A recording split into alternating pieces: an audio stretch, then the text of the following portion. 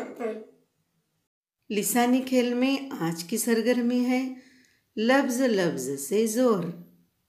मकसद जुमले में अल्फाज का तकरार के साथ इस्तेमाल। हिदायत, एक लफ्ज़ को 2 बार इस्तेमाल करके जुमले बनाना।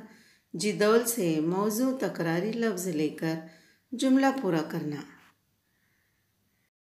हिदायत के मुताबिक जिदौल का मुशाहिदा करके सरगर्मी हल करेंगे। गली गली, गली गली में शोर है।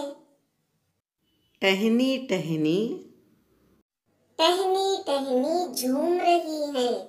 जर्रा जर्रा, जर्रा जर्रा रोशन है।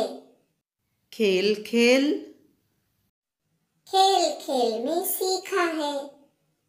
गुलशन गुलशन, गुलशन गुलशन बहार है। बच्चा बच्चा, बच्चा बच्चा जानता है। दर दर, दर दर भटका है। पत्ता पत्ता, पत्ता पत्ता हरा है। बच्चों अपने उस्ताद की निगरानी में मज़ीद जुमले तैयार करके खुशखत लिखिए।